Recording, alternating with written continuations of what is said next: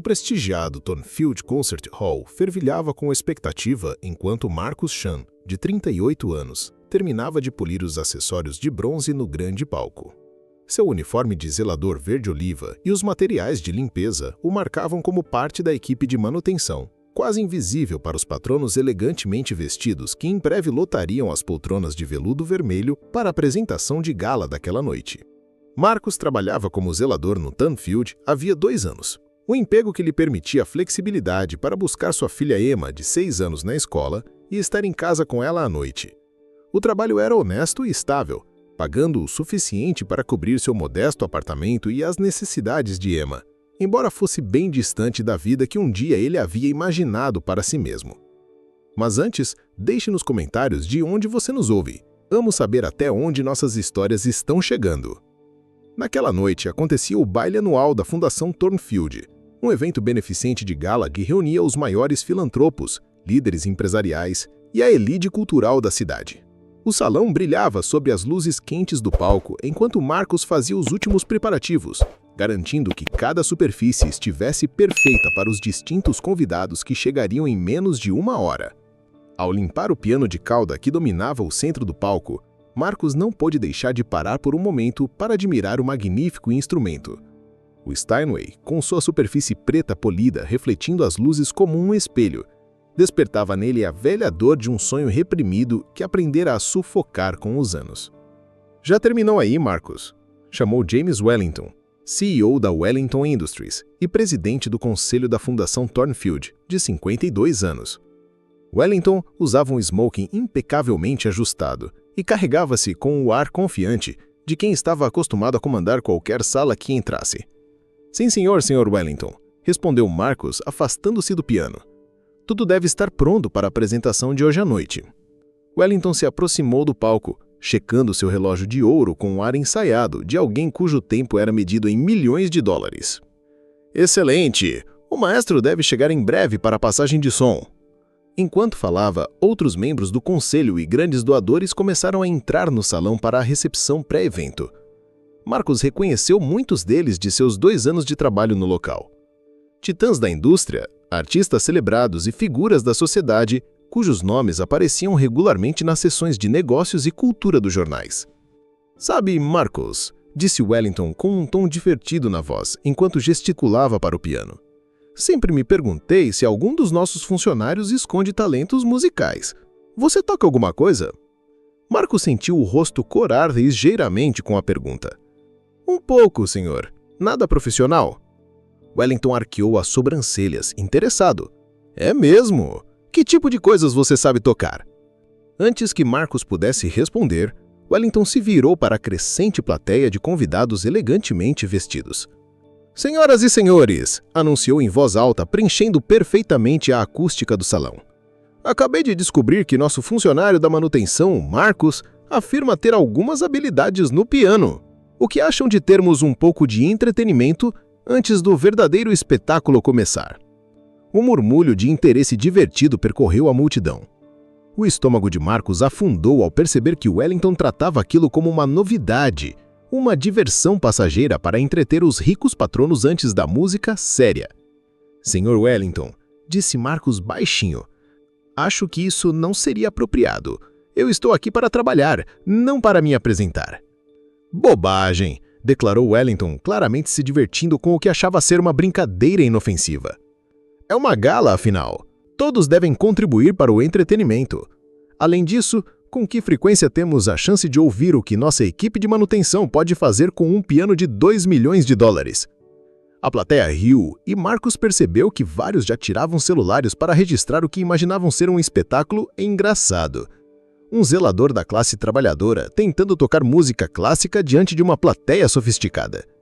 Marcus olhou para aquele mar de rostos esperançosos, muitos ostentando expressões de condescendência, e sentiu algo mudar dentro dele.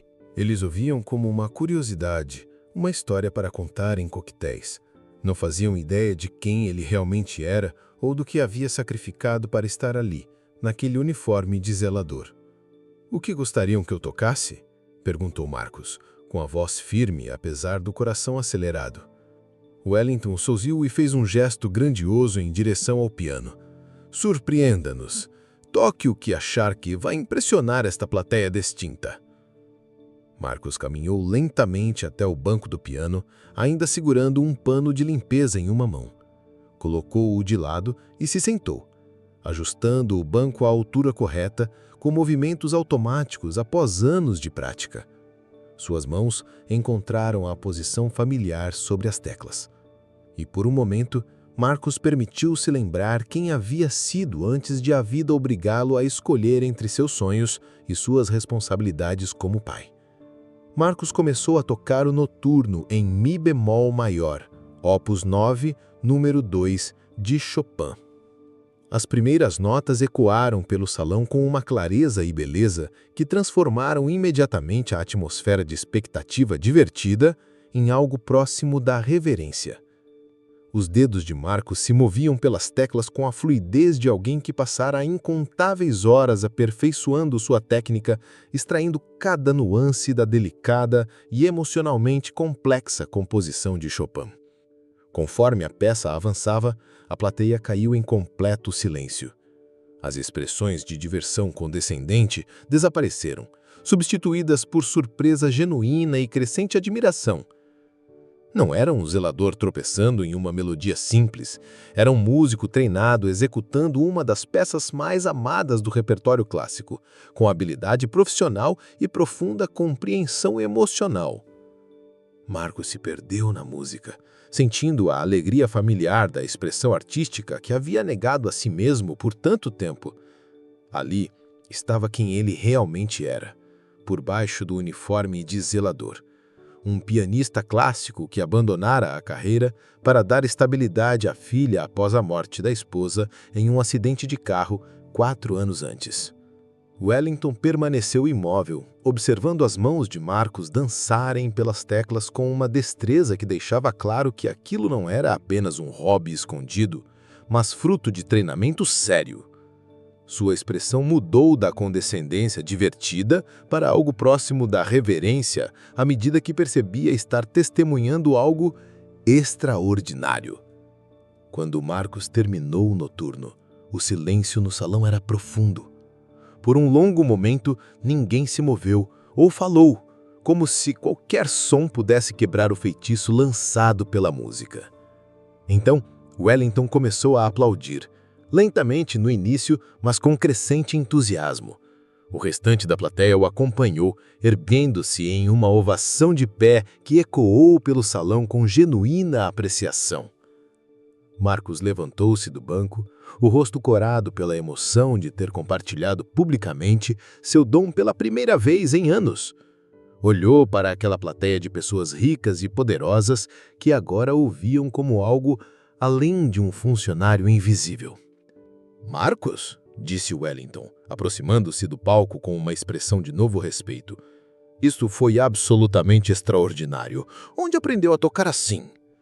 "Me formei no New England Conservatory há 12 anos. Estava construindo uma carreira como pianista de concerto quando minha esposa morreu e me tornei pai solteiro.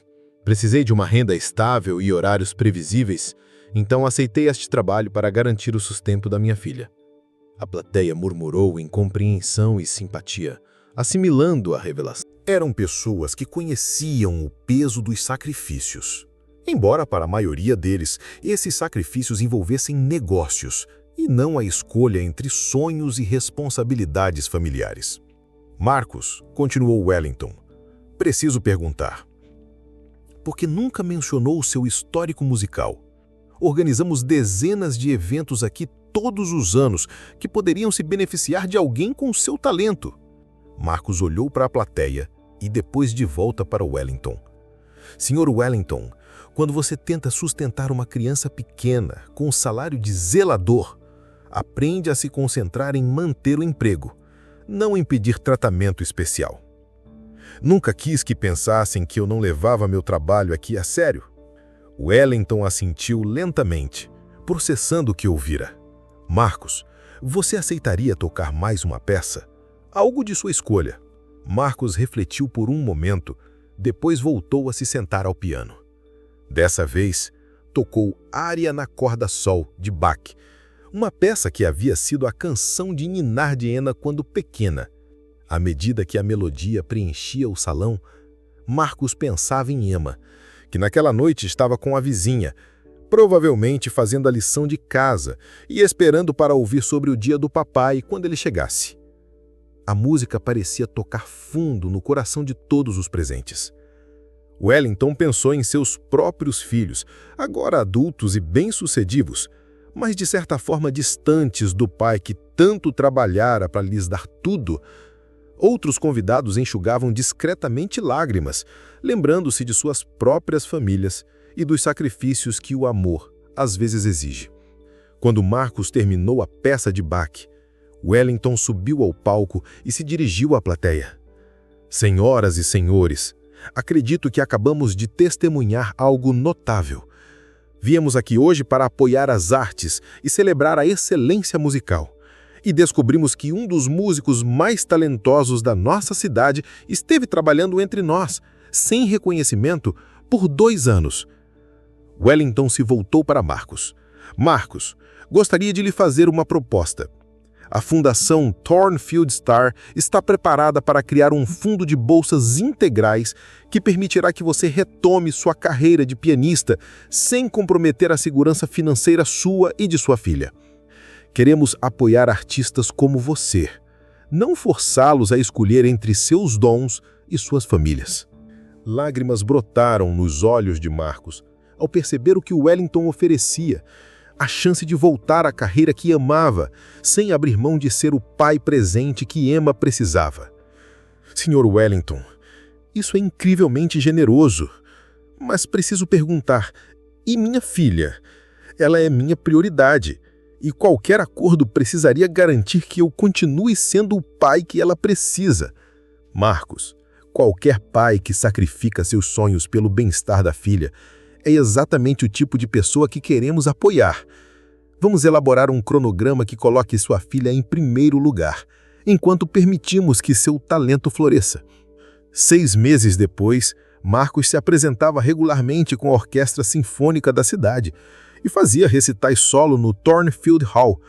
Emma assistia a muitas dessas apresentações sentada na primeira fila, orgulhosa de ver o papai compartilhar seu dom com o mundo. O uniforme de zelador havia sido substituído por trajes de concerto, mas Marcos nunca esqueceu a lição daquela noite, que o verdadeiro valor não é determinado por cargos ou status social, mas pelo amor que mostramos à nossa família e pela coragem de revelar nosso eu autêntico ao mundo. Wellington mantinha em seu escritório uma fotografia daquela primeira noite, mostrando Marcos ao piano com seu uniforme verde-oliva, como lembrete de que as pessoas mais extraordinárias muitas vezes estão escondidas à vista de todos, esperando que alguém veja além da superfície para reconhecer os dons que carregam. E Emma, agora com 7 anos, dizia a todos que quisessem ouvir que seu papai era o melhor pianista do mundo, não porque tocava em grandes salas de concerto, mas porque abriu mão de tudo para cuidar dela. E ainda assim, encontrou uma forma de realizar seus sonhos sem jamais decepcioná-la.